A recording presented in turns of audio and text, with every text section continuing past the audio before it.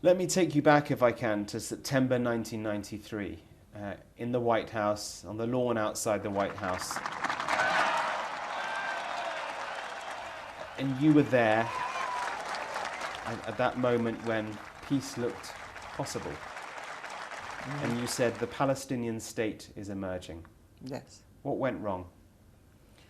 Many things went wrong since 1993. Well, beginning, I don't want to go through the whole history, but began with a very flawed agreement, frankly speaking, that gave Israel power and control and in many ways diminished Palestinian people's rights to create sovereign aspects of statehood.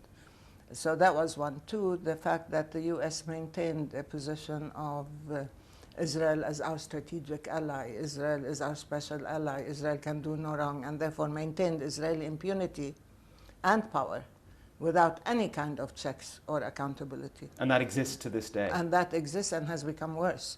Following the 4 years of Trump, we have seen a deliberate attempt at bashing the Palestinians to submission and at pandering to Netanyahu and giving him everything he wanted plus some more. And add to that the fact that Netanyahu has been actually shifting the discourse to the extreme right, and he said it openly. He only paid lip service to the two-state solution. What he wanted really was to superimpose Greater Israel on all of historical Palestine. What about Palestinian failures, though? What about the divisions within the Palestinian political echelons? I mean, there is always this phrase that people trot out, the Palestinians never miss an opportunity to miss an opportunity, but you have missed opportunities. No, that's a racist statement, and I really can't stand it when somebody says Palestinians never miss it. This is really misleading, and it's a lie, because I've been there and I've seen what's happening. There was ill will from the beginning against the Palestinians. And look, you have to place things in context. I don't defend the Palestinian leadership. We've made many mistakes. But the issue is not that. The issue is that you are under occupation. The leadership has no power, no sovereign powers whatsoever. They don't control freedom of movement. They don't control airspace, sea space, territorial waters, crossing points. It's a prison. There are two prisons. And Israel has been busy doing whatever it wanted with full impunity, demolishing homes, stealing more land, stealing resources, killing Palestinians with no intervention. And the Palestinians were supposed to pretend that we were living in a very normal situation where there are two states next to each other, equal. They have to talk to each other. How do you talk to your occupier? How do you ask for permission from your occupier to be free? So it would be very simplistic just to say Palestinian shortcomings. Yes, we have them, and many of them are internal, and we deserve better. But that's not the reason why the so-called peace process failed. There was no intention from the beginning to hold Israel to account, to provide the Palestinians with protection, or to manage to guarantee and protect the so-called global vision of a two-state solution. So what happens now? A two-state solution is, you say, dead, correct? I think Netanyahu destroyed it. It's not an organic thing that you can say died. It has been, in many ways, destroyed. A one-state solution is not something the Israelis will ever accept. So what now? It's not up to the Israelis, I think, to decide what to accept or not to accept. But they do. They whether you like it or not, they control it. They do control, but the situation is changing now. There is public opinion that is moving and influencing decision-making. Everything that Israel used to do in the dark is now in the open. People are seeing the brutality, the cruelty, the lawlessness, the criminality of this occupation, and they're not willing to give it a free hand. The public, as usual, is way ahead of the governments. But they will be heard. They will make a difference. This is happening now because Israel also went too far, and they thought they could dominate the discourse and the narrative and continue to distort realities. But now people have access to the truth, to facts on the ground, and they are speaking out. So it's very important that this is seen for what it is. I think sooner or later there will be a consensus that Israel is creating, and it's emerging, is creating an apartheid state. This latest eruption, I would say, and confrontations took place among Palestinians everywhere, in 48 Palestine, in Jerusalem, in Gaza, in the West Bank, everywhere, plus Palestinians in exile and in refugee camps. So there's a unity of voice, a unity of vision, and there is a solidarity movement that is emerging that is capable of transforming perceptions and realities. It will take time, yes, but I don't think Israel should have the veto power on anything, including international law and the guaranteed rights of the Palestinians, including the right to self-determination.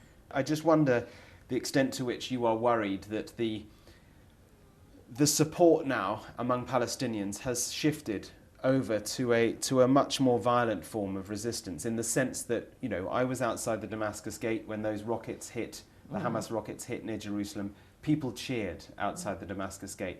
Hamas seems to have a level of support that we haven't seen for some time. Right.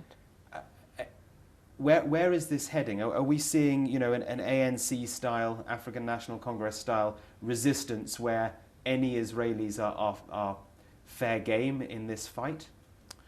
I don't think so. I think, look, Palestinians started the armed struggle and had freedom fighters historically who were part of a revolution. And it was a global revolution. And people were in solidarity with us a long time ago, including the ANC. But the issue is not that Hamas is going to gain and is going to be the leader, because Hamas is not just an armed struggle movement or resistance movement. It also has a social agenda, an economic agenda, and people don't necessarily agree with the other aspects of its agenda. But this came at a point of extreme anger and sense of letdown. They saw something happening instead of lying down and dying quietly, that some people are acting. And this, I describe this as an antidote to helplessness and hopelessness. The thing is that we're not going to accept this. But what you're saying is that violence is an antidote to helplessness and hopelessness? Partly, yes. It became in the public imagination, I would say, that we are not helpless victims. We are not passive victims, and we don't want to be. The fallacy of this is that people see violence only when Palestinians resort to violence. And as you know, any people under occupation by international law have the right to resist in every possible way through the international law. But still, Israel exercises violence on Palestinians daily. It daily kills Palestinians. Daily it demolishes homes. Daily it arrests people. And yet the narrative is the other way around. Israel is portraying itself as the victim. Exactly. Here. You see, so that's why how do you switch that narrative? The distortion of the narrative how do you switch and the lack of knowledge of the power asymmetry have created two distortions and unrealistic views of what's happening on the ground. This has to be switched by public diplomacy, by a clear policy, by clear strategies, but more importantly, by this emerging network of solidarity. The protest marches, hundreds of thousands. People came out and said, this is wrong. It's time to stop the injustice exercised against the Palestinians and to stop the pain. It seems to me Israel is its own worst enemy by destroying the two-state solution and by escalating the violence and criminality to such a level. It brought the subject back to the original issues of the creation of the state, of the exclusionary nature of an ideological system that describes itself as a Jewish state where only Jews have the right to self-determination. It brought back the issue to, well, what happened to the original Palestinians, the indigenous peoples? This is really crucial now. And so the whole nature of the discourse is shifting. You can no longer expect Israel to maintain the control over the public diplomacy and public discourse. And finally, in a sentence, what is your assessment of Benjamin Netanyahu's legacy? I think Netanyahu's legacy has been one of the most, if not the most destructive legacy for Israel, for the whole region. And I think in many ways by legitimizing fascism and violence and manipulation and control, as well as corruption, that he has created a situation where the chances of peace have become all that more difficult, if not impossible.